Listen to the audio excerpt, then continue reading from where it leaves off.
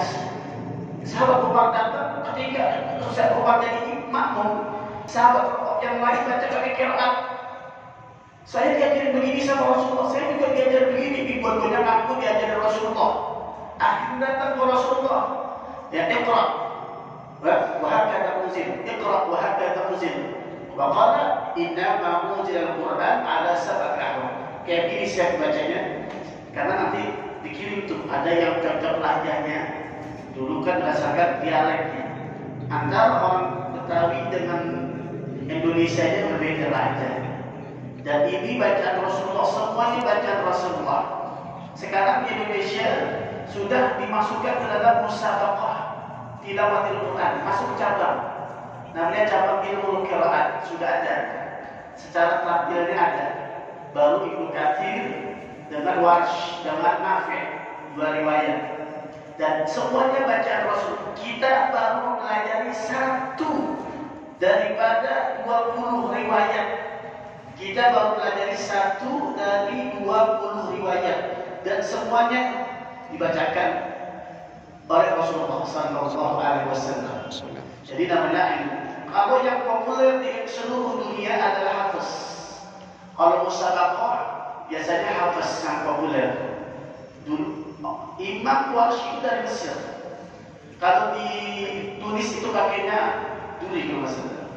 Pakai duri, ya. Jadi ada banyak riwayat. Alhamdulillah anak-anak kami, kita santri tadi yang sudah baca 2 qiraat 4 riwayat. Sudah baca Ibnu Katsir dengan hafalan, bukan dengan membaca hafalan.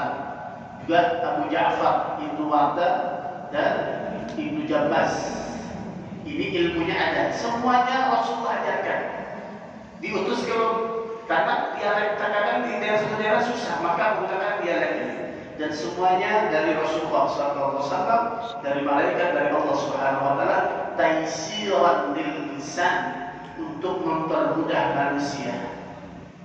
Ya, tadi kan orang saya kalau bagi orang Sumatera begini, Bismillahirrahmanirrahim. Oh mungkin dulu, tapi ada jalurnya, cara pembelajaran nggak semacam model dulu, enggak ada. Ya, kalau orang Betawi Pak dan sebagainya, itulah lahjah berbeda-beda masing-masing. Dan semuanya dituliskan dalam katibian. Kalau Bapak mengikuti dari awal sudah kita bahas tentang membaca Quran dengan qiraat. Sudah ada pembahasannya, ya pernah ya.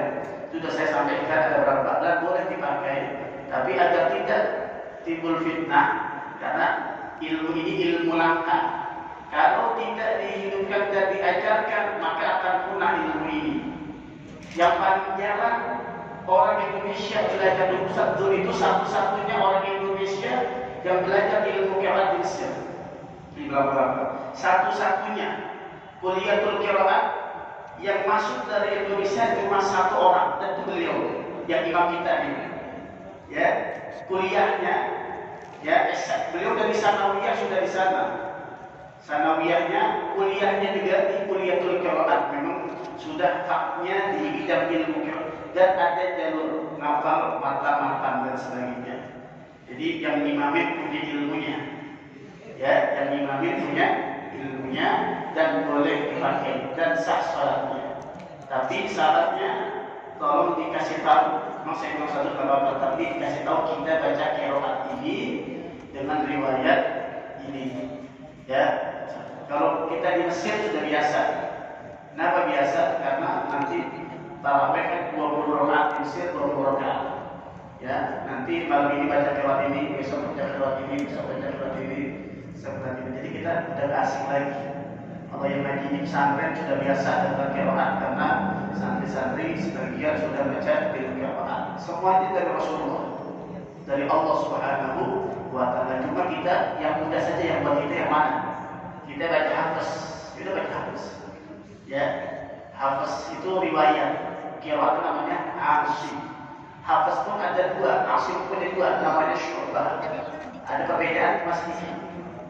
Ya, ini pengetahuan tentang ilmu qiraat dan semuanya ada 10 yang mutawatir, ada 4 yang syadz, tak boleh dipakai sholat. Qiraat yang tak boleh dipakai sholat, ya, itu biasanya penjelasan atau tafsiran.